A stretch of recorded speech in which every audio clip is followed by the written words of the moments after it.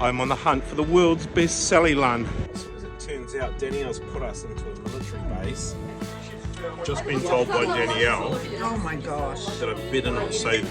Well, today's been a kind of a chill day for us. We've just been doing some us time, and now we're heading out to catch up with some friends, and we're really excited about this. We haven't seen these guys since we were in Turkey almost 10 months ago, and we met them at the Tui Blue Tropical, and they're just cool people. We just really like them. So when we knew we were coming to the UK, we're like, hey guys, we're here, can we connect, can we catch up? So we're gonna go and do dinner. We actually just drove past the world's oldest building and thought we'd duck back to it because we were a few minutes early for dinner. Now it's like 1,000 miles away, way further than we thought. Whoops.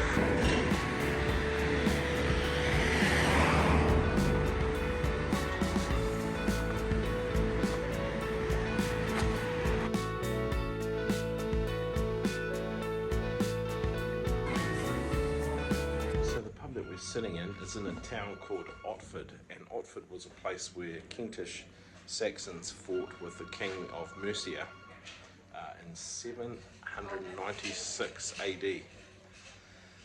Parts of this pub looks like it was around then. probably the thing I love the most about England is the pubs. They're just so cool, really antique buildings that have awesome character, and people are just over there having a few beers, whatever, and they just chill with their mates, and then we're over here having dinner, families will come in. It's just a really awesome atmosphere. Love it. So the little bummer for us is, for some reason, my phone would connect to the Bluetooth in the car. So as we're driving, often I'm narrating where we're doing and what we're up to.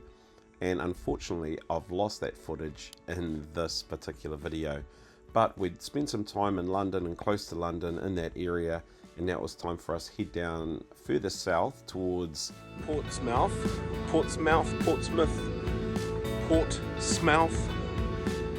and they're obviously getting a lot of work done during winter, so it's ready for summer, which is cool. But it's also nice and quiet. Imagine this would be particularly hectic in the middle of summer. It's just something about the ocean, eh? When you travel, if you're from the sea or from an ocean area, you just can't beat the sound of waves lapping on the beach. Very calm day here. Lots of construction going on though, which is a bit of a bummer because it would be nice to walk along the beach that way and have a look, but they're obviously flat out at it. This beach is so polar opposite to what we see at home. This is all stone, not sandy at all, and it looks pretty dirty, and the sky today is this weird sort of sepia colour and feeling about it. But I guess on a nice day, when this isn't all mounded up, it's probably a really pretty little spot to hang out.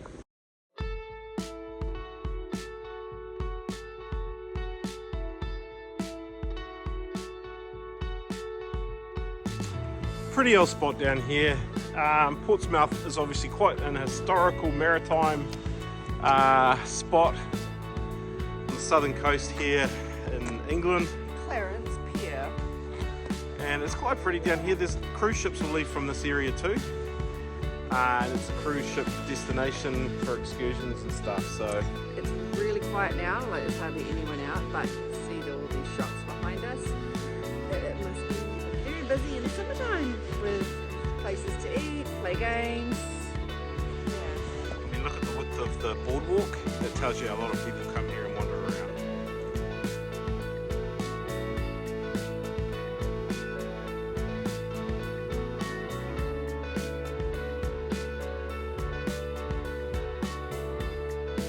Travel. We are the budget travel crew, as you know, so we're just currently driving around in a bit of a circle trying to find a spot where we can park up and walk into Stonehenge. Apparently, like, it's £30, 50, 60, 70-ish dollars New Zealand to go in each.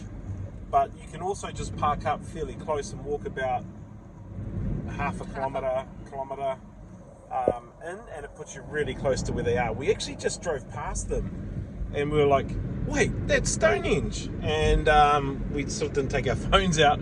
So if the park up spot's not going to work, we might even just drive past and do a drive-by shooting. We have actually seen Stonehenge now. That was pretty cool.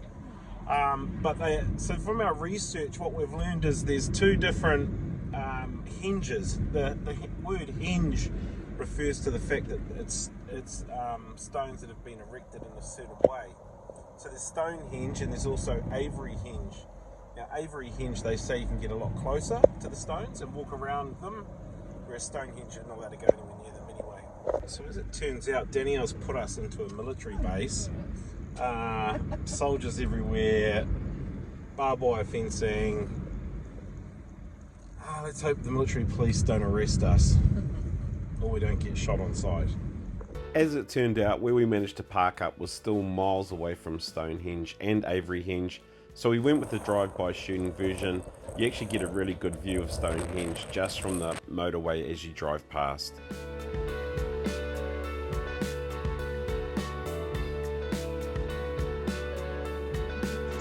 So we're driving along. I'm becoming bulimic, and we just really need to eat. But we really like pub food. We've driven past about 1,000 Burger Kings, not interested, and we've stopped in the most quaint little town. I don't even know where we are or what it's called. Damn it! The pub's closed. They don't open till 5. Lunch finished at 2. 11 till 2. Should have driven faster. This is the quaintest little English town we've been in, I reckon.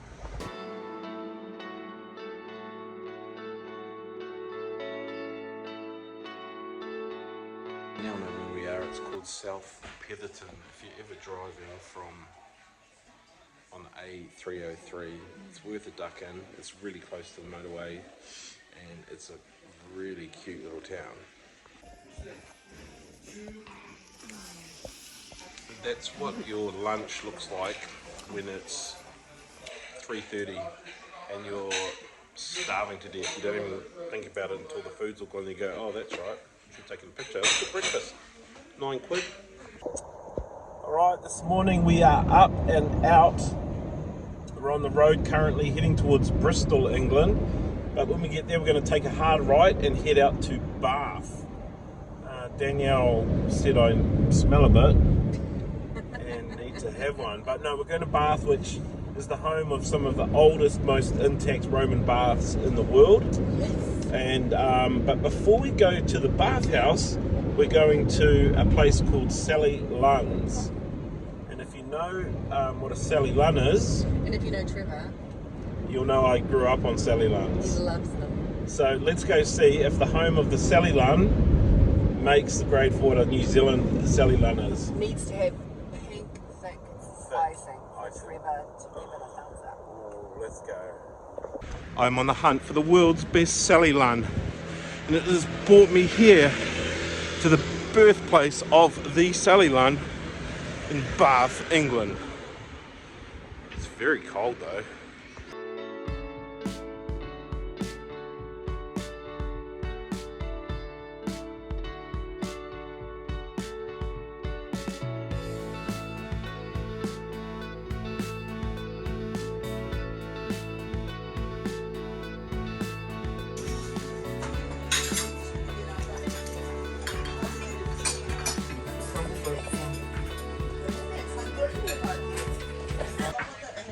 Okay, so there is a New Zealand Sally Lunn and a UK Sally Lunn. Very different. Very different. So I don't know if I'm going to find the world's best Sally Lunn, but definitely the most original. This is where it was created. Who created the New Zealand? So different from what we have at home. Okay, I'm not going to argue with them, but that's not a Sally Lunn.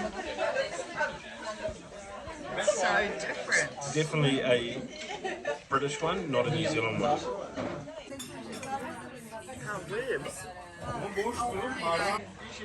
Just been told by Danielle Oh my gosh. that I better not say this is just like a hamburger bun, because that would be highly offensive. So I won't say this is just like a hamburger bun. I'll say this is a hamburger bun. Okay, I'm sorry. I'm really sorry. That just rocked his world. That has blown my mind. That is not a Sally Lunn. I'm sorry, you've got it so wrong. You need to come to New Zealand. You need to have a Sally Lunn. And I'll tell you what a Sally Lunn is. And this, unfortunately, Sally from 1640. They've done something to your secret recipe. It's not what it is, I'm telling you.